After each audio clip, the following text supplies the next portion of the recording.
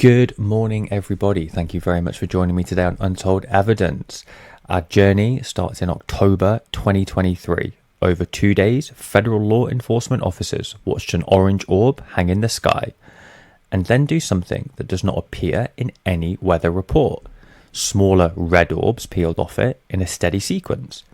The man who logged it is not a believer, and he is not a podcaster. He runs the Pentagon office whose entire job it is to explain this stuff.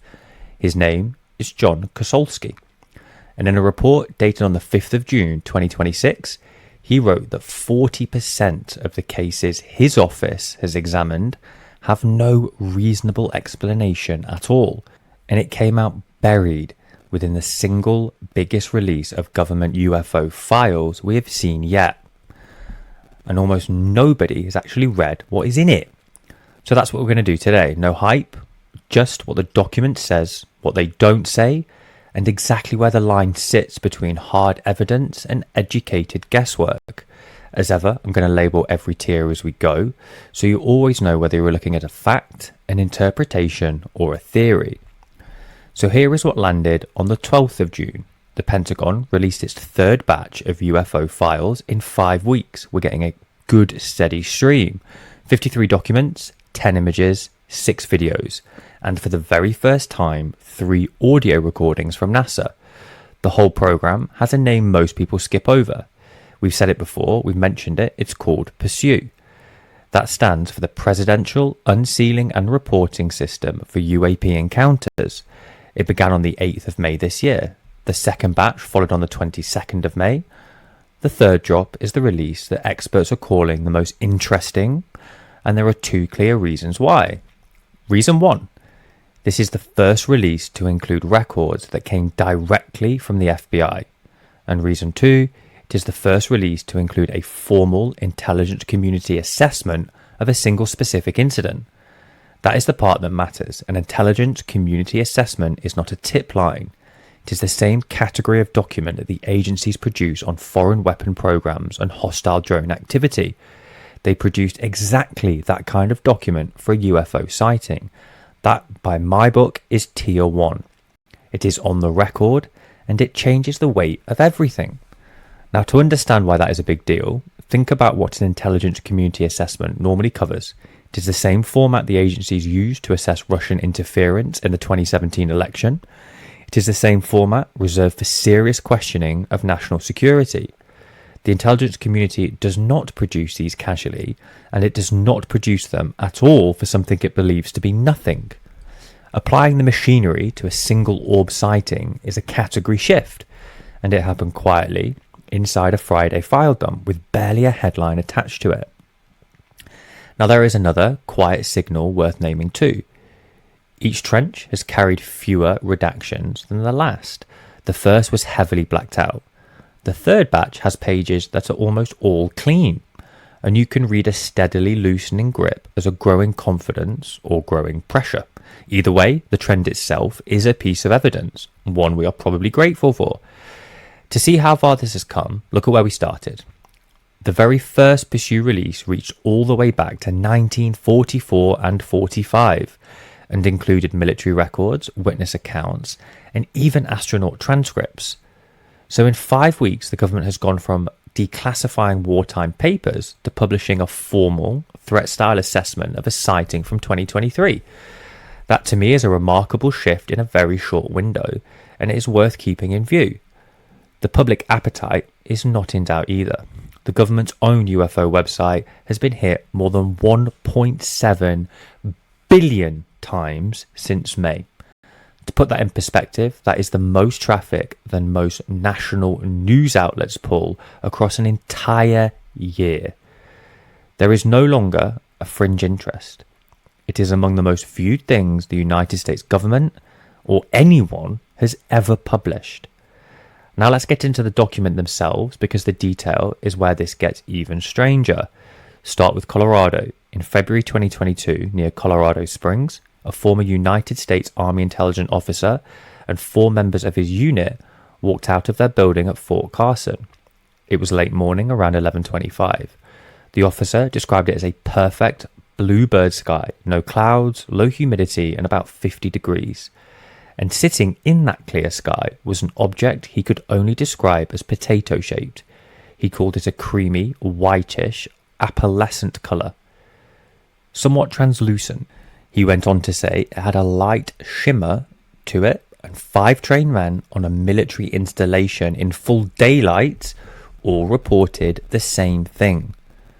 So here is the detail that almost every channel covering this has skipped. The FBI built a forensic sketch of that object from the witness's interview, and the Pentagon released the rendering this month. But a second document in the very same case file, an intelligence assessment, records that there were clouds present that day. The witnesses said clear sky. The assessment said clouds. Now that is the government's own paperwork contradicting itself inside a single case file. It's not really proof of anything exotic.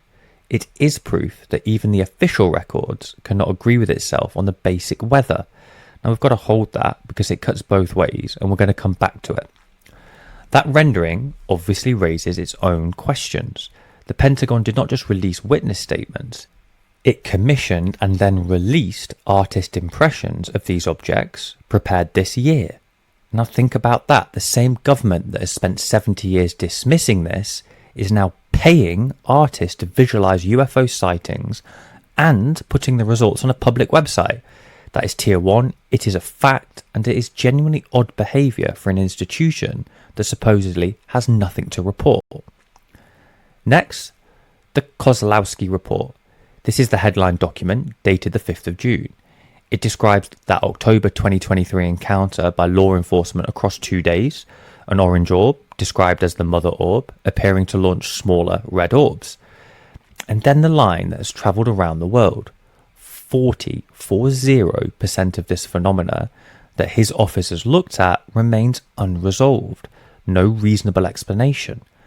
Now the honest reading of that figure is the part most people miss. It also means 60% were explained. Drones, balloons, aircraft, optical illusions, all identified and closed out.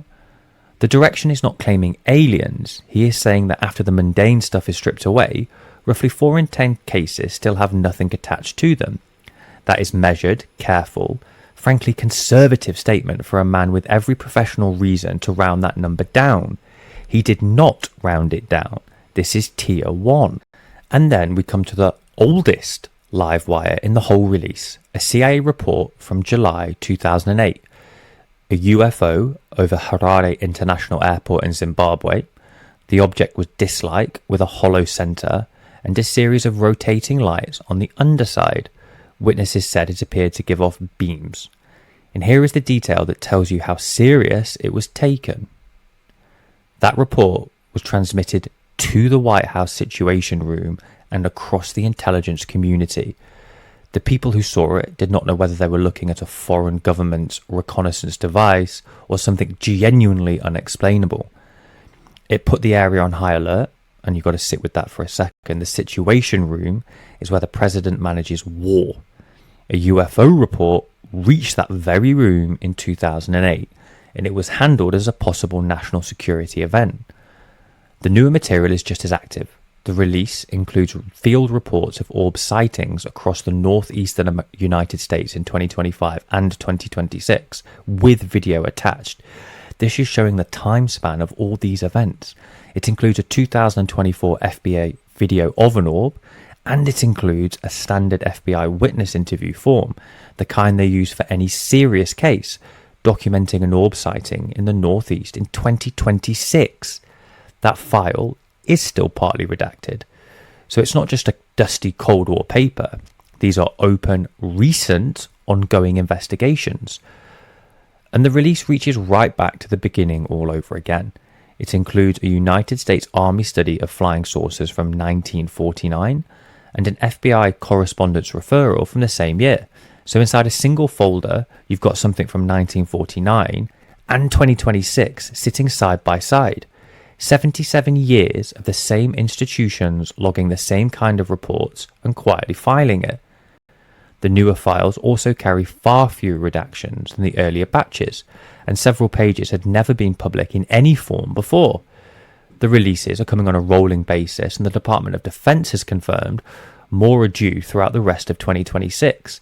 So this isn't a single isolated drop. This is a tap that is turned on and is being left running. There is a political detail underneath all of this that does matter, and it is tier 2, an interpretation rather than hard fact. The files are flowing because of the presidential directive, not because Congress forced them to. The legislative route, the UAP Disclosure Act, was heavily watered down in conference, and its strongest powers were stripped before it passed. So what are we watching is disclosure by executive choice. And the thing about a choice is that it can be paced, shaped, and frustratingly potentially stopped. This is not me telling you it is sinister, but it is me telling you to notice who is holding the tap, who is in control of the tap. There is also a slideshow worth 30 seconds because the timing is genuinely hard to ignore. On the exact same day the files dropped, the 12th of June, Steven Spielberg released a new film called Disclosure Day. Same date, same subject. And separately, the Harvard astrophysicist Avi Loeb announced he has been asked to assemble and lead a new UAP Science Advisory Council. Not a fan club, a formal body set up with the White House, with Kosolski's office, with the Office of the Director of National Intelligence, and with the FBI. Loeb is due to present it at Disclosure Forum in Washington on the 25th of June, and the venue is not an accident. It's the Kennedy Caucus Room in the Russell Senate Office Building, the very same room that hosted the Watergate hearings and the Army McCarthy hearings. Choosing that room frames the UFO as the next great congressional reckoning, and that framing is almost certainly a deliberate act in itself. So in a single week, you've got a government doing a data dump, a Hollywood release, and a new scientific council, all pointing at the same topic. Whether that is momentum or management is the question we're going to get to right now. So that's the evidence, and let me do the thing that this channel always wants to do, which is argue the other side as hard as I possibly can, because the counter argument, and a fair bit of it, is going to sting if you came to hear a clean answer. So we're going to start with that 40% figure, because it is doing a lot of work for the headlines. Unresolved clearly does not mean alien. It does just mean unresolved. When your sensors are radar, infrared, and a phone camera pointed at a dark sky, you generate artifacts. Parallax makes a distant aircraft look like it is moving impossibly fast. A lens flares and produces a glowing orb that was never physically there. A weather balloon at altitude catches the sun and lights up. And the single most common shape across the entire release is genuinely a potato. Soft, round, shimmering, translucent. Now that is not a description of a machine. That is a near perfect description of a high altitude balloon or a piece of mylar film, lit by the sun and seen with the naked eye. The apalescent shimmer the Fort Carson officer described is exactly what reflective material does in clear daylight. And we have a very recent, very real prior for this. In February 2023, a Chinese surveillance balloon drifted across the United States before a fighter jet shot it down off the coast. This was not a theory. This was a confirmed foreign device in American airspace, mistaken initially for something stranger. So when a report describes a slow, shimmering object high in the sky, the boring explanation is just not possible. It is the explanation with a documented track record from the last year. Now remember the contradictions inside the Colorado files. One document said clear sky, a second said cloud. A skeptic does not necessarily read that as a cover-up. A skeptic can read it as exactly the kind of basic error that creeps in when witnesses recall an event years later and analysts reconstruct it from notes. If the official record cannot agree on whether there were clouds, how much weight can it really carry on a much harder question of what the object actually was? Then look at the Zimbabwe case, because it contains its own most likely answer. The government's own analysis raised the possibility themselves, and it was not extraterrestrial. It was a foreign reconnaissance device. In 2008, the United States was deeply worried about other nations' surveillance technology. A disc with rotating lights over an African airport is, at least to a serious analyst, far more likely to be somebody else's drone than a craft from another star. The fact that it reached the Situation Room proves it was taken extremely seriously, but it still can't prove it was aliens. These are two completely different claims, and the gap between them is where most UFO coverage quietly falls apart. And then there's the timing, a government file dump, a Spielberg film, and a new advisory council, all inside a week. That is at least suspicious timing. You can read that as a truth finally breaking through. You can also read it as a beautifully coordinated cultural moment. If I'm honest, I'm leaning much more towards the latter. Rolling releases keep a story alive far longer than a single dump ever could. Again, I don't think that is coincidence. Each tranche buys another news cycle, another wave of clicks, another round of headlines. A skeptic would say this is not transparency, that it is a narrative management. And we have documented governments doing exactly that on this channel before, by name with paperwork. We've seen this play out. So where does that leave the genuinely strange material? This part is clearly tier 3, and I'm labeling it as tier 3 so there's no confusion at all. The mother orb appearing to launch smaller orbs is the single hardest thing to wave away with balloons. Coordinated separation of multiple objects from a single source is just not what a stray weather balloon does.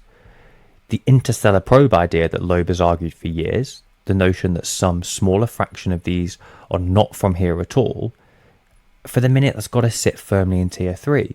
It just has to be speculation. I hate that it does, but it does. It's not supported by the document in this or any other release, but it is not refuted by them either. And the honest position is to say out loud rather than pretend the question is settled in either direction. Tier 3 is absolutely allowed to exist. It just has to be named for what it is. So here's the bottom line, stripped of everything. Tier 1 is solid, and it is remarkable on its own terms. The releases are real, the witnesses are real federal officers. The Pentagon's own director has put 40% unresolved in writing and signed his name to it. A UFO report genuinely reached the White House Situation Room in 2008, and none of that requires you to believe in anything from another planet. Tier 2 is where the actual fight is. What were these objects? The evidence points hard at balloons, drones, and sensory artefacts, and potentially foreign technology most of the time. And at the honest confusion in the record for some of the rest, Tier 3, the truly exotic explanation, remains exactly what it has always been. Possible. Unproven. But this clearly is not the same thing as facts sitting underneath it. The most interesting question in the entire release is not whether aliens are real. It is why the same institutions that spent decades publicly laughing this off were privately writing formal assessments, alerting the president's Situation Room, which is still mind-blowing, and logging cases for 77 years without a break. That gap between what they said in public and what they wrote in private, to me, has to be the real story. I think it's doing a lot of work, and it's saying a lot more than commentators on this are giving it credit for. And this time, it is documented in their own files. So here is what I would love from you. Of everything in the third release, which documents would you want to see fully redacted? The Mother Orb report? The Zimbabwe cable? How the hell this got into the presidential's Situation Room? Tell me below, tell me what you think. As ever, if we have misrepresented or misinformed, please let us know. We all want the same thing here. We want to get to the bottom of this. We want to find the truth. Do you guys think we are getting closer to that? What do you want to see the disclosure program release? Do you think that there is some magically coincidental timing in the releases that are formal from the US government and this disclosure film? Me personally, I think that is too good to be true. To have a film by a major Hollywood director at the same time as disclosure, to me, seems like you are definitely trying to muddy the waters. The fact that it is a slow drip drop, redacted, at times half-hearted approach to this, coupled with the fact that there is a Hollywood film sitting alongside, I do find very confusing. I I don't know exactly what to make of it, but I don't think it is an accident, and I don't think it lends towards the side of truth. I think it definitely lends towards the side of psyop, at least for now. I would love to change my mind on that. For those who have been listening to the channel for a while, you know how much I want to find the truth here. I'm getting better and better and enjoying more and more at dismissing some of the nonsense. I think the UFO world, disclosure world, is full of nonsense, fake stories, some intentional, some accidental. I really enjoyed the Jeremy Corbell interview with American Alchemy, Jesse Michaels. He did dismiss his own claims throughout. He tried to be as evidence-based as possible. I think that's so important within this topic. So let me know what you guys think. We will see you in the next emergency episode the next time the US releases some more disclosure. Until then, enjoy our formal series. We've got a few more series coming in. We've got the Built-in Possible series. And we're also going to bring out some series about how governments officially lie to us. I don't know about you guys, but I get so frustrated that they lie for years. A new government comes in, they tell us the old government lies, and nothing happens. There's no punishment, there's no retrospective action. It's just, oh, by the way, guys, sorry, the last government completely lied to you. This is actually the truth. So we're going to go deep in that. We've got a range of topics to talk about, some that go with disclosure, some that are just completely different in terms of government operations and black ops and things like that. So I hope you look out for those. I will stop waffling right now and let you get on with your day. Thank you so much for joining me, and I'll see you in the next episode.